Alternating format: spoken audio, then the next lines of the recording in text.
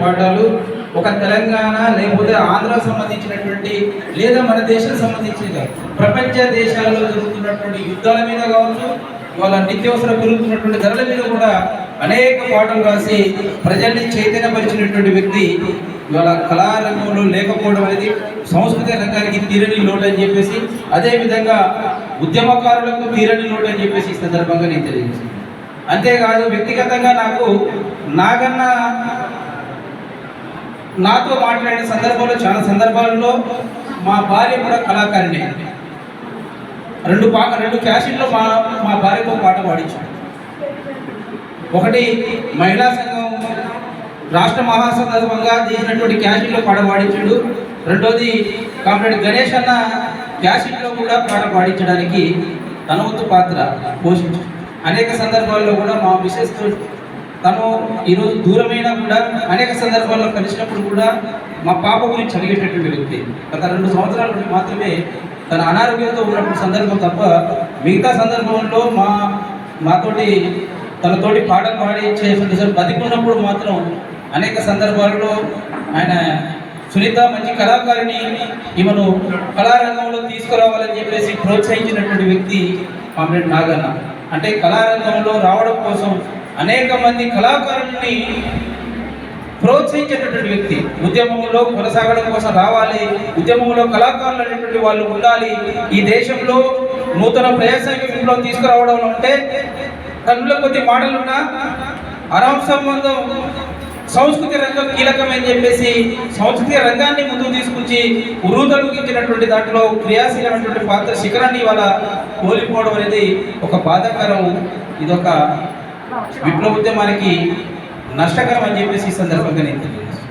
Comrade Naganna నిస్వార్థంగా విప్లవ ఉద్యమంలో ప్రజలకు అంకితమై ప్రజలే నా శాశ్వతం, ప్రజలే నా జీవితం అని చెప్పేసి ఉద్యమంలో కొనసాగినటువంటి వ్యక్తి ఒక శిఖరం. ఇవాళ బయట కళాకారులే మనం అనడం అనేది మన సంస్కృతి రంగంలో మనం పొగడుకోవడం వేరైతే బయటి కళాకారులే ఇవాళ కళను అమ్ముకోకూడదు, కళను ప్రజలకు అంకితం చేయాలని చెప్పేసి కళ అనేది ప్రజలకు అంకితం కావాలి తప్ప ఒక రాజ్యానికో లేక ఒక వ్యక్తికో సొంతం కాకూడదు అని చెప్పేసి ప్రజారంగాన్ని ప్రజల్ని చైతన్యపరిచే దాంట్లో ఒక శిఖరం అని చెప్పేసి బయటి కళాకారులు ఇవాళ మాట్లాడగలుగుతున్నారంటే ఆయన త్యాగం ఎంతో మనం ఒకసారి గ్రహించాలి. అందుకోసమే ఈ దేశంలో దురదృష్టం ఇవాళ మనం చూస్తున్నటువంటిది ఏంటిది, ప్రపంచీకరణ పేరుతోటి సామ్రాజ్యవాదం పేరుతోటి వాళ్ళ జరుగుతున్నటువంటి అనేకమైనటువంటి చూస్తున్నాం. అంతేకాదు వాళ్ళ భారతదేశానికి స్వాతంత్రం వచ్చి 70-80 సంవత్సరాలు అవుతున్నా నేడు మన దేశంలో ఉన్నటువంటి మోడీ ప్రభుత్వం హైందవ మతం పేరుతోటి ఇవాళ మతోన్మాదం పేరుతోటి ఇవాళ అనేకమైనటువంటి దౌర్జన్యాలు దౌర్భాగ్యం జరుగుతున్నటువంటి స్థితి, ఇవాళ దళితులపై దాడులు జరుగుతున్నటువంటి స్థితి, ఇవాళ ప్రశ్నించే గొంతులు నొక్కుతున్నటువంటి పరిస్థితి. అంతేకాదు ఇవాళ మనందరినీ నమ్మిస్తున్నారు కదా, మనందరం నమ్ముతున్నాం కదా, దేవుడు అంటే భక్తి అని చెప్పేసి మనం అంటున్నాం.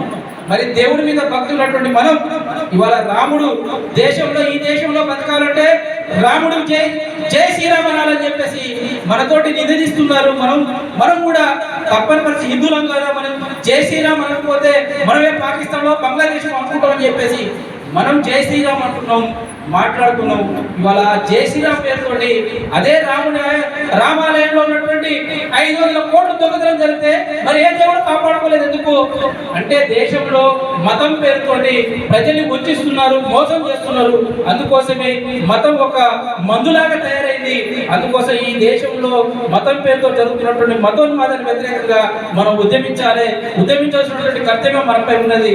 అదే మనం నాగానికి ఇచ్చే నిజమైన వాళ్ళ తప్ప మరొకటి కాదు. అందుకోసం ఈ దేశంలో దోపిడీ వ్యతిరేకంగా, ఈ రాష్ట్రంలో జరుగుతున్నటువంటి దోపిడీ వ్యతిరేకంగా ఇవాళ పాలక వర్గాలు అందరికి ఉపాధి కల్పిస్తామని చెప్పేసి మోసం చేస్తున్నారు, వంచిస్తున్నారు. ఓట్లు దండుకున్న తర్వాత ఇవాళ కార్పొరేట్ శక్తులకు ఇవాళ మనం మాట్లాడుకున్నటువంటి అదాని అమ్మాయిలకు దాసోహం చేస్తున్నటువంటి స్థితి ఈ దేశంలో కొనసాగుతుంది. అందుకోసం వీటి వ్యతిరేకంగా ఉద్యమించాలి. పేదవాడి రాజ్యం రావాలి, పేదవాడి రాజ్య లక్ష్యం ఏ లక్ష్యం కోసం అయితే తను గానం పాడి ప్రజల్ని ఉర్రు తొలగించిండో ఆ లక్ష్యాన్ని నెరవేర్చేందుకు తుదకంట మనం అందరం కలిసి